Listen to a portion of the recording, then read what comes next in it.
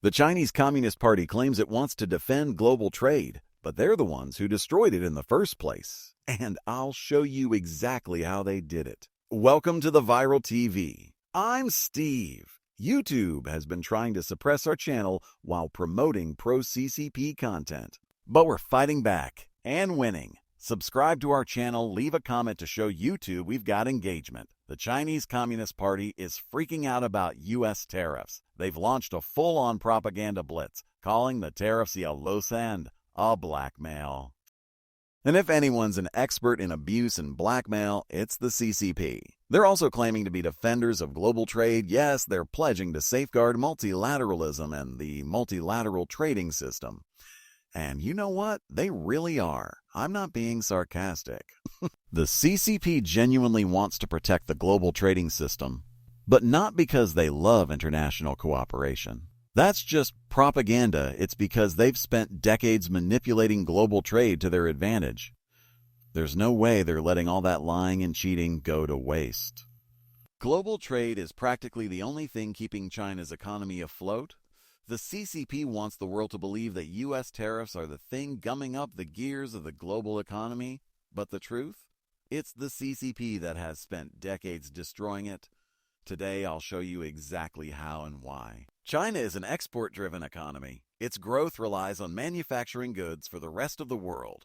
After joining the World Trade Organization in 2001, Chinese manufacturing exploded. China made products cheaper than other countries, so consumers around the world enjoyed lower prices.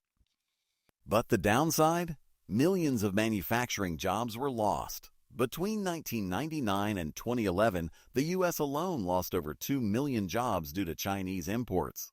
Besides manufacturing, China's economy was heavily driven by real estate investment until the real estate market began collapsing in 2020.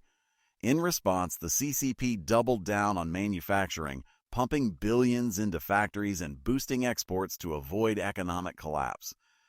It worked, sort of. Now China is producing way more than the world can buy. That's called overcapacity. Here's a chart from the U.S. Treasury Department showing supply and demand. In a healthy trade system, supply and demand lines would be close. But China's supply red lines far exceeds global demand blue lines, especially for things like batteries, solar panels, and electric vehicles. Because of this overcapacity, China imports very little. Result? A trade surplus of nearly $1 trillion, the highest of any country in over a century, even when adjusted for inflation. And it's not slowing down. China's exports are growing 3 times faster than global trade. That's insane. When China floods the market with cheap goods, they have to slash prices to sell them. This causes other countries to lose more jobs and see entire industries collapse. Now, there are products, especially critical ones like medical supplies, that are only available from China. Remember when China stopped exporting medical goods at the start of COVID? Imagine that, but on a much larger scale. That's why the CCP is desperate to preserve the global trading system. They dominate it. Without it, their economy and political control will crumble. So, when China joined the WTO in 2001, they promised to follow rules to ensure fair trade.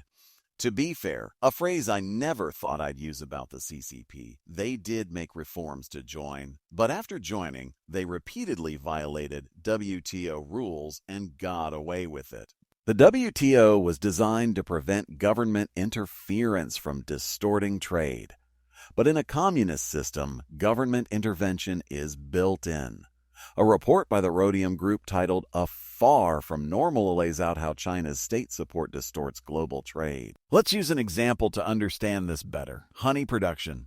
Why honey? No reason in particular. Here's how the CCP makes honey cheaper than anyone else. 1. Direct subsidies. 99% of major Chinese companies listed on the stock exchange receive government grants. 2. Tax concessions. Many don't pay taxes. 3. Cheap financing, low-interest loans from state-owned banks or investments with little expectation of return. 4. Low input costs, cheap land, electricity, and other essentials. This strategy jump-started China's electric vehicle industry, and now they're flooding global markets with cheap AV. Yes, other countries also support industries, but no one does it at the scale China does. In 2019 alone, the CCP spent nearly $250 billion on industrial policy. But that's just part of it. China's financial system also distorts trade. All banks in China are state-owned or state-linked, so the CCP decides who gets loans. That means state-owned enterprises and favored private firms get all the credit, and if those loans go bad, they just extend them. Better that than upsetting the party. This has led to massive debt, unprofitable companies, and a flood of Chinese goods in global markets, even when they lose money. What could go wrong? There's more, like how China blocks foreign access to its market and discriminates against non-Chinese companies. The CCP industrial and financial systems are wrecking global trade, so countries are pushing back, not just the US, but also Europe. They're no longer relying on the WTO and instead imposing their own tariffs. But the CCP has ways around tariffs too. This is where the line comes in. It's called transshipment, when Chinese goods are sent to a second country where the Made in China label is removed and then sent to the final market. This happens with all kinds of products, including honey. Yes, honey laundering is real. The U.S. has had anti-dumping tariffs on Chinese honey since 2001, but exporters get around it by routing honey through Thailand, Vietnam, India, Dubai, even the Bahamas. Some Chinese honey has illegal antibiotics. Others are diluted with rice syrup or ultra-filtered to hide the origin. And most of this honey ends up in processed foods, so you may never know if your Honey Nut Cheerios are actually Honey Nut China O's. That's why the Trump administration's tariffs now target transshipment countries too. Everyone laughed at tariffing tiny island nations. Until now. So that's how the CCP industrial policy, financial system, and export strategy are all designed to manipulate global trade. They've kept China's economy running while hurting the rest of the world. Developed and developing countries alike are now dealing with the consequences. Things have gotten so bad that the rest of the world is forced to fight back. And as global free trade collapses, it's the CCP fault. So what happens to China if global trade falls apart? That's a whole other episode. Let me know in the comments if you want to see one on how China is running out of money. And if you like this episode, subscribe to our channel. That way, you'll always get our videos, even when YouTube doesn't want you to. Thanks for watching. I'm Steve. See you next time.